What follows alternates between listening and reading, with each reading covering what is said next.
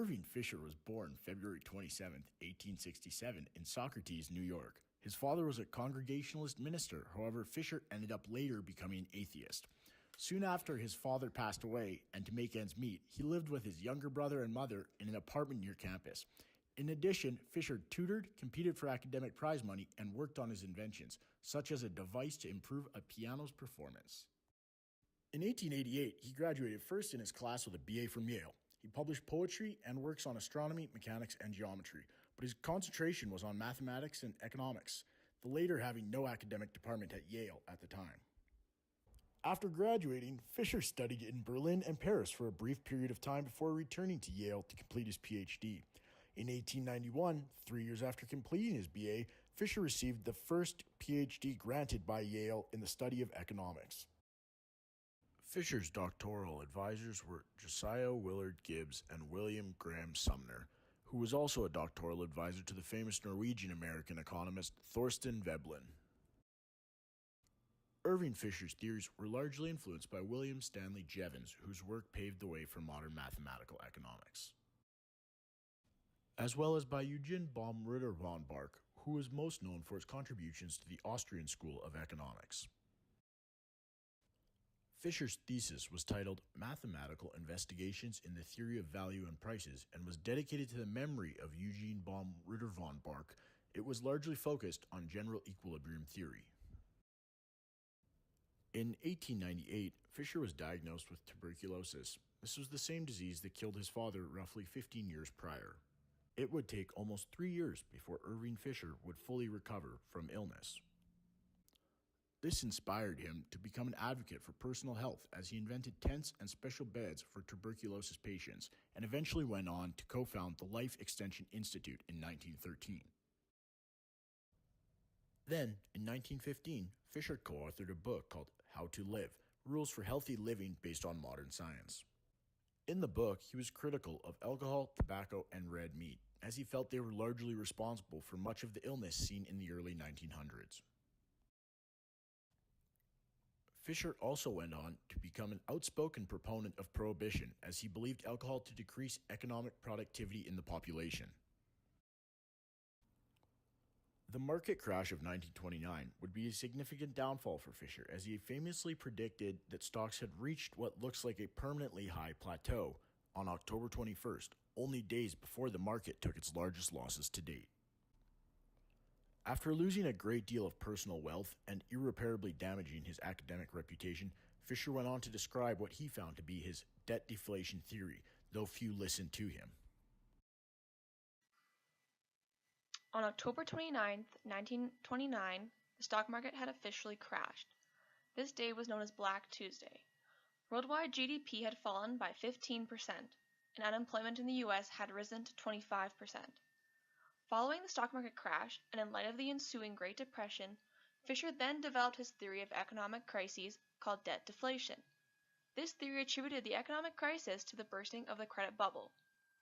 According to Fisher, the bursting of the credit bubble led to a series of events that had a negative impact on the economy. The first event in this deflation series is debt liquidation and distress selling.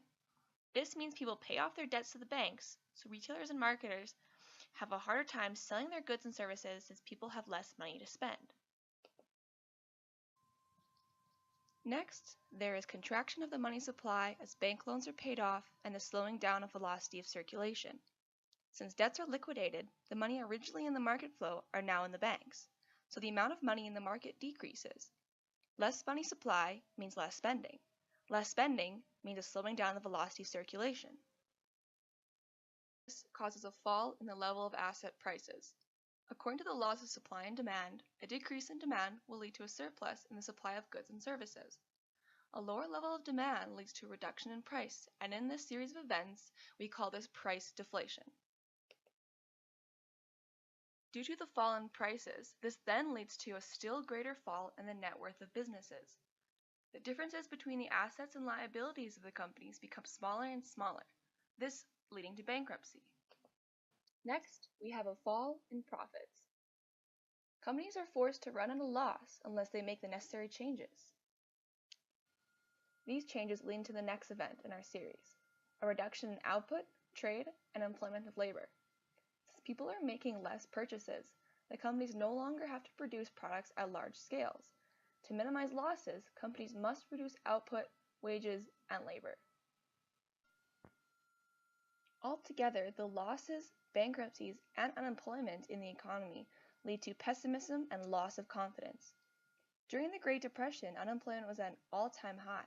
People lost hope that the economy would bounce back, and therefore took matters into their own hands. This then leads to the hoarding of money. People started saving their money, even burying it in their backyards to prevent people from finding it and stealing it. By hoarding money instead of spending it in the market and allowing transactions to happen, the velocity of the market became slowed even further. These 8 events all lead to the last part of the series. Complicated disturbances in the rates of interest, in particular, a fall in the nominal or money rates and a rise in the real or commodity rates of interest. Fisher had proposed his idea of reflation to help the economy recover.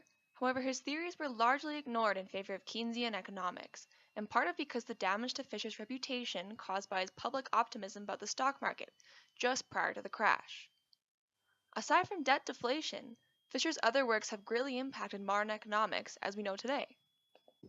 Fisher is probably best remembered today in his neoclassical economics for his theory of capital, investment, and interest rates. His 1930 treatise, The Theory of Interest, summed up a lifetime's research into capital, capital budgeting, credit markets, and the factors, including inflation, that determine interest rates. However, Fisher's research into the basic theory of prices and interest rates did not touch directly on the great social issues of the day. On the other hand, his monetary economics did, and this grew to be the main focus of Fisher's mature work. Fisher's appreciation and interest was an abstract analysis of the behavior of interest rates when the price level is changing. It emphasized the distinction between real and nominal interest rates. Here we see the equation known as the Fisher equation, named in his honor, where R is the real interest rate, I is the nominal interest rate, and the inflation pi is a measure of the increase in the price level. When inflation is sufficiently low, the real interest rate can be approximated as the normal interest rate minus the expected inflation rate. Irving Fisher's influence echoes through much of today's macroeconomic theory and events, while impacting the works of some of the most prominent figures in contemporary economic thought, including Robert Demand, Thomas Piketty, and Joseph Stiglitz.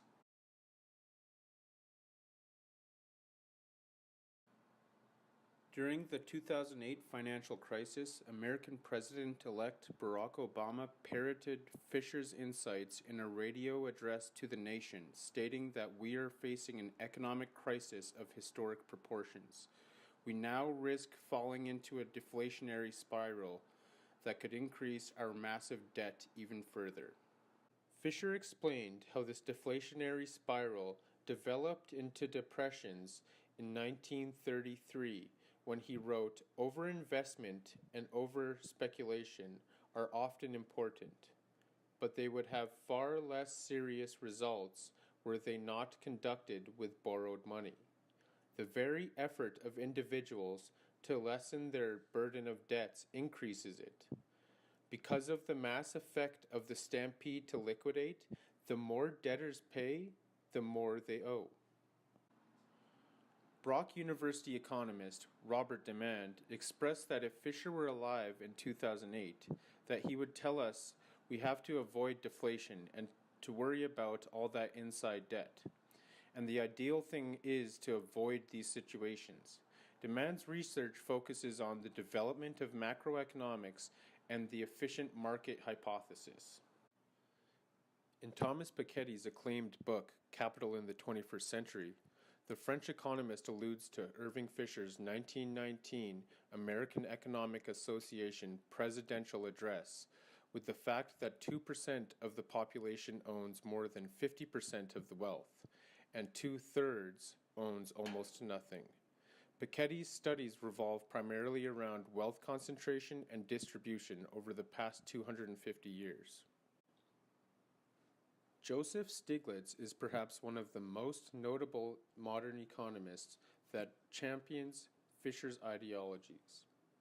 The Columbia University professor is a former senior vice president and chief economist of the World Bank and was awarded a Nobel Prize in 2001 for his collaborative analysis of asymmetric information in markets. Stiglitz uses Fisher's debt deflation theories as guiding principles to answer these three pertinent macroeconomic questions.